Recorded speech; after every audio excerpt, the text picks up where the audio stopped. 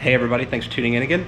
So in this update, we have some major milestones that we got through with, some fixes I figured out with the car to get some of the products that I bought working and fitted correctly, and some other things, some issues that I've run into, and I wanted to go over that with y'all this episode. So let's get into it. Okay, so what we can see here is I got the headlights out, I got the front bumper off. I took the old intercooler out. All the old piping has been removed completely, and that's where all this stuff normally came from. And then it ran up into it ran from the turbo over here down into the intercooler, and then back up through there into the intake manifold. So since we're doing front-facing intake manifold, this is going to require a whole new, a fabricated piece of pipe that's going to have to come down through here, go out through there, come back around to here, and then it's connected to the new intercooler here, which is going to go back out through there, come up through here, and then back into the turbo right about here. Yeah, right about there. Some things that we had ran into when we started taking all this stuff out is this piece right here was covered in rust, so we took it off, we sanded it down, we got it all coated up pretty nicely. Found some other pieces that were rusted. We sanded those down, we painted it. Unfortunately, I had run out of paint at one point in time for the car, and then I went to AutoZone and picked up some more paint, and I thought I picked up the right color. As you can see, that is not the right color, so I will have to go and get some more paint and redo this section. We're going to be pulling all this stuff out right here to repaint that area, and then we'll do that same thing over here, is clean all this stuff out, remove all that stuff, repaint this area. Some things we noticed as we were taking all this stuff out is this piece is bent right here, so I have to bend that back down. It looks like from when I said the car was wrecked and we couldn't find the wreck, well, we ended up finding the wreck. So the wreck happened over here on this side, and something happened here where it crumpled it up, and this plate you see right here, that's they put that in there. They couldn't get this straightened out completely, so they put this whole new plate in here and they riveted it down. They cut out that part altogether. Some other things I noticed is that you see how there's this circle here, and then there's this really bad cut there, and there's a cut right there and there, and this is how it's supposed to look. That's how it looks. So at one point in time, I'm guessing they had a different kind of intercooler through here, and they cut that out to run the piping through, and yeah, this is all there is to it, really. I had thought about just taking this out completely, but I can't, because if you see these two holes right here, that's what holds this in place. Those two holes right there are held down right here. And then from this being bolted down into this lip right here is what holds the bumper in place right here. So it goes underneath that and it holds it down, keeps it all nice and steady and snug. So I can't get rid of that unless I find a fabricator that can build me a whole new bash bar and then add these little tabs in there somehow. But that would have to be like a perfect fitment, which would cost a lot of money to have somebody do that, and a lot of time. And I don't have that right now, so I'm just not going to do that right now. So I'm still waiting on Wiring Specialties to finish up the harness that I'm going to put on this car, and then we'll get that ordered and put in here. Some things are going to be taken out. A lot of this junk's going to get cleaned up. Mostly all this stuff is going to go here. We're not going to be using this anymore because we're using a different kind of injector. So they'll be kind of just directly bolted in there, straight ahead into that back part back there, and then we'll get rid of that. All that wiring will be gone. Yeah, so we found that a lot of this wiring here goes to and it's just tied into one of the circuits there. We don't know what it goes to. It actually goes to nothing. So we'll end up having to take this wiring out completely from there. I'll just have to take the fuse box out, go in there and pull that pin out, and redo that. And we'll just not redo it, just take it out altogether because we don't need this. The light system that was in the car was pretty shoddy. Yeah, so most of this stuff's gonna have to be redone. The lights are gonna have to be redone completely. The wiring for the lights is funny, right? Because here's the original OEM wiring system. Here's the original things like this. None of this stuff was actually hooked up at all. In fact, all of this stuff was hooked into another line that was run through here into somewhere else. And this system wasn't used at all. Same thing over here with this one.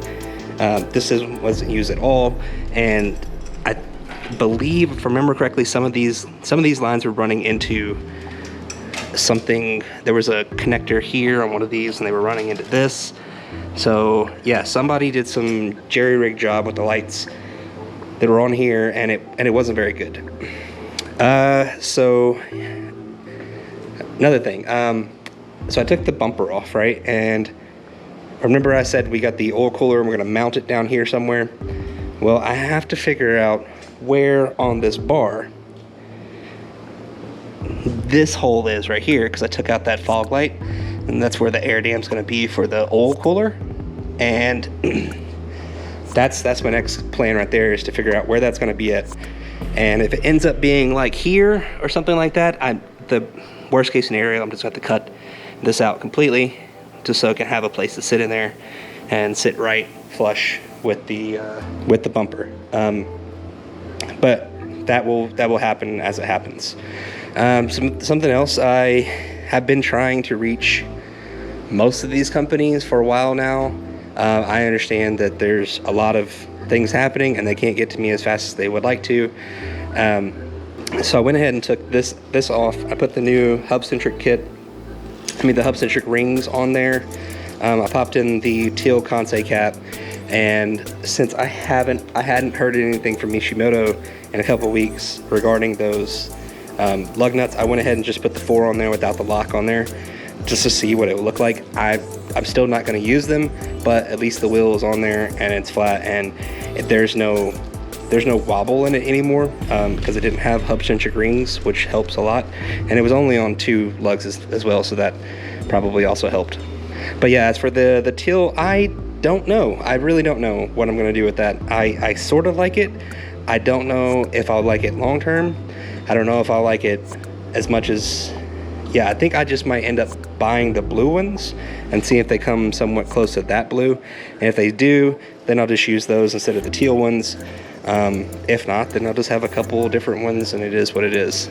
But just having the gray center cap, it's not bad. I just want something with a little bit more pop to it. So yeah, we'll move on to the steering wheel. Remember how I said the short shifter, the short hub thing didn't exactly work right?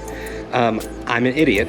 It's not because it didn't work right, it's because I didn't work right. So those gold bars that were poking backwards like this, and I figured I couldn't get it all the way back, that was so when the wheel turns, those bars hit like your turn signals and stuff like that, and pop them back into the neutral position once this bar hits that.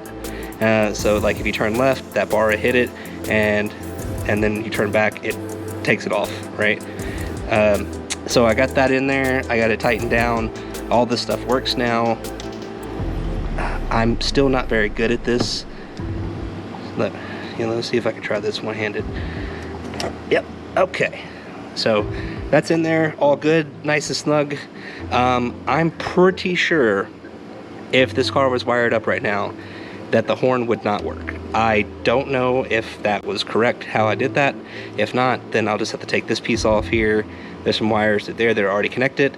There's a bolt that connects this onto the steering column. I'll unbolt that, pull this back out, and then they gave me some round plates, some round metal plates. I don't know where they go, probably somewhere in there. And then I'll figure that out. But you know, that's neither here nor there. But it's nice to, boom, just like that. Steering wheel's in. Yep. So that's awesome to have that in there. So the next step for interior is going to be taking out all the carpet. We're gonna start pulling that out and seeing what kind of damage is done underneath the carpet. And seeing if we can, maybe I can just take this out. Maybe I take this carpet out, take it out there, power wash the hell out of it, see if I can get it cleaned up nice, and then put it back in and save some money that way. I know for a fact the little padding underneath the carpet, like the padding that's underneath the carpet somewhere, I don't even know if this has it. It might not, I don't know. But the padding underneath there, if it was underwater, is gonna have to be removed completely and redone. But padding's not very expensive, you know, padding, and then you get that little can of spray glue, pat that shit down, put this on top of it, call it a day. I am still waiting on seats to come back in stock. Every time they come back in stock, they're there, and then there's no buy button to buy them, and by the time I reach out to sales to buy them, they say that they're no longer in stock, and then I go back to the webpage and they say out of stock again. They said in stock last night. I reached out to them to see if I could buy 2 seats. I'm pretty sure they're going to tell me they're out of stock today or tomorrow when I hear back from them. I would just really like to buy some Prisma Ultra Blues at this point. That's all I want to do. Some things I thought y'all would like to see that I found pretty funny is this thing right here.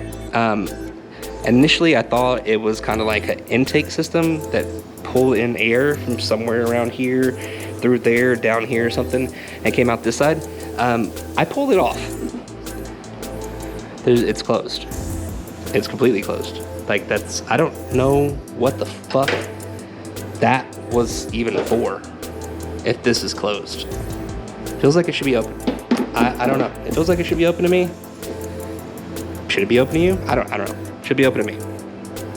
It just feels that way. Otherwise, why have this whole big piece of plastic here just to cover this hole? It doesn't make a lot of sense. I looked at this from several different directions, trying to figure out, you know, if I could it go in through this way and then through there or something. And no, the only way I could get this to fit in here was exactly like this, which doesn't fit flush at all. And this was glued to right here. So when I popped that off, the glue came off, and then it just came out like so, and I was surprised. Surprise! Our next endeavor will be the wiring system and how bad we're going to suck at doing that. All new piping over here was put in with new brackets there and there. So this is all set up nice and clean now. I haven't figured this out yet, but if anybody knows in the comments, let me know. I see a lot of people with these covers here, and they don't have both this one and this one going both directions. They have just this piece, I'm assuming, gone, and they have the press-in fitting on top of it, and then that goes into a catch can over there somewhere. I don't know if I'm just supposed to cut those top pieces off and then get the press-in fitting put in there, and then that's it and we call it a day, or am I supposed to get whole new covers all together? I don't know. I haven't figured that out yet. Something I would like to know, so I'll need to do a lot more research on that. Engines in the car, we did get it compression tested, and the compression's great across all 6 cylinders.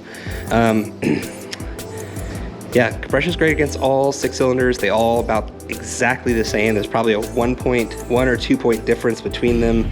Yeah, so we got the sensors taken off from the old system and put on here. And the other problem that we ran into is the oil temp sensor on the old one. on the old system. When we went to go pull it off the old system, I can't find it somewhere. It's a disaster. So when we went to go pull it off the old system, the little bracket piece that you put the wiring harness on had broken. So now I need to get a whole new oil temp sensor. So I went on eBay to find an oil temp sensor, and the first one that came up was $2,355. I am not buying that. I will figure something else out. It's something that's this big, it's a screw-in thing, and it's got a little metal bracket on the end of it that you plug in this. That's not $2,533. All right, everyone, so that about wraps up this week for what we've done to the car. So, big announcement. So, some things are going to happen on the channel. For one, I'm actually going to brand the channel. I just had it as the R33 GTR thing for a while because I didn't actually think we were going to go anywhere with this channel. But we seem to be growing pretty well. I'm getting a lot of views in certain videos, some of them not so much. I'm learning what you guys like, what you don't like. I appreciate whenever you actually leave the comments about what you like the most, what you don't like the most. If you say some of the stuff is stupid, like, I'm going to take it to heart and I'm going to understand and grow from it. So I noticed, like, as I was going back and looking through all my videos, I never actually introduced myself. So everybody calls me D. All right, so just from now on, it's D. Like, I'm D. And so I do a lot of things outside the car. I build a lot of things outside the car. So my channel is going to include, I'm going to include some more things into my channel to get a little bit more content into it, because I can't do this the whole time. Of course, we're coming into the really, really expensive parts for the car, like the turbo systems and the fabrication parts and so on and so forth. So money is going to be an issue, and if I can't get a new episode of the GTR out in time, I'll at least have some other content to put on TV, on the channel instead. So I'm not going to do a 2-week episode. So the next episode will be 1 week from now, and we'll be doing the unveiling of the rebrand of the channel, the artwork for the channel, and everything's pretty much going to stay the same. We're still going to be building out the car.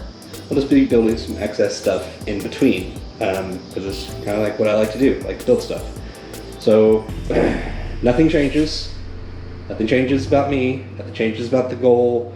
Progress is still going to be here. We're still going to be making it, but we are getting into the harder parts of the project, the more expensive parts of the project. And I'm still a little low guy on the totem pole here at YouTube, so I don't make any money from YouTube at all. I don't actually know if I'm going to make money from YouTube, but I'm just going to keep updating the channel with things I like to do. Alright, so I really appreciate everybody watching this video, and if you stayed and watched the whole thing, you know some upcoming changes are happening. I will see y'all in 1 week with the new me.